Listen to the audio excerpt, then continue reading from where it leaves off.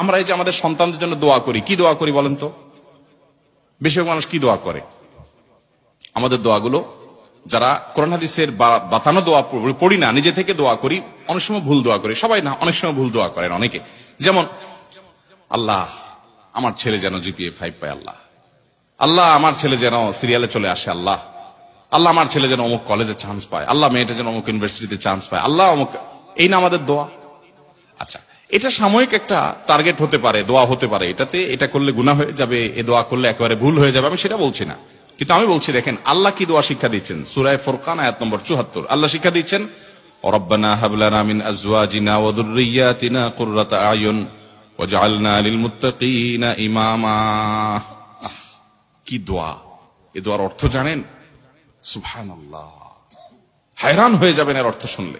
আল্লাহ সুবহানাহু ওয়া তাআলা বলছেন, তুমি দোয়া করো, ওয়াল্লাযীনা ইয়াকুলুনা রব্বানা হাব লানা মিন আজওয়াজিনা ওয়া যুররিয়াতিনা কুররাতা আয়ুন।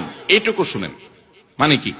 হে আমার রব, আমার সন্তান সন্ততি, আমার জীবন সঙ্গী সঙ্গিনী, স্ত্রী স্বামী, নারী পুরুষ একে অন্যজনের জন্য দোয়া করবে, আল্লাহ এমন সঙ্গী জীবন সঙ্গী দান করেন, এমন সন্তান দান করেন যারা আমার চক্ষু শীতলকারী হবে। কি হবে? দেখেন, চক্ষু শীতলকারী হবে, এই কথার মধ্যে সব চলে আসছে। পৃথিবীর এমন কিছু নাই যে সন্তানের জন্য আপনি চান নাই একটা শব্দে। শব্দটা হলো কি? নয়ন জোড়ানো সন্তান, চক্ষু শীতল করা সন্তান। যাকে দেখলে আমার চোখটা শীতল হয়ে যাবে, অন্তরটা জুড়াইয়া যাবে, এই নয়ন জোড়ানো চোখ শীতল করা সন্তান।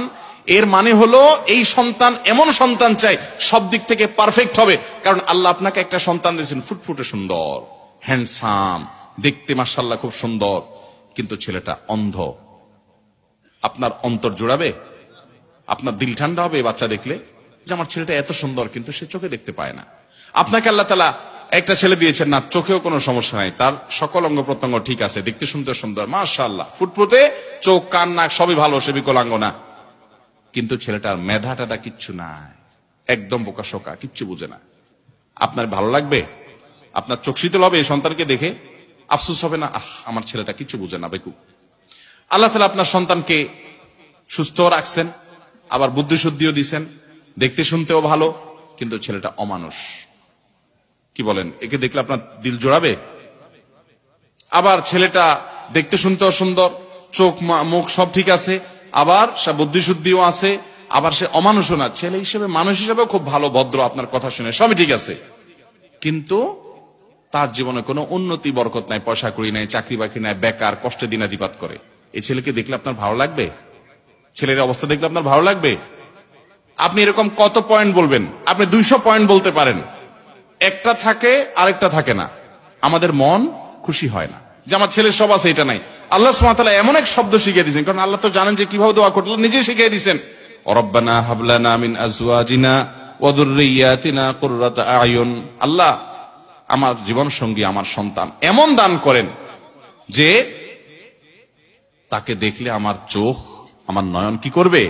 শীতল হয়ে যাবে, জুড়ে যাবে। তাহলে চোখ শীতল হওয়ার জন্য সব দিক থেকে পারফেক্টনেস লাগবে। তারপরে সব দিক থেকে, মোটামুটি সব দিক থেকে আমার সন্তান দেখে যেন আমার ভালো লাগে, আপনি সেরকম সন্তান দান করেন।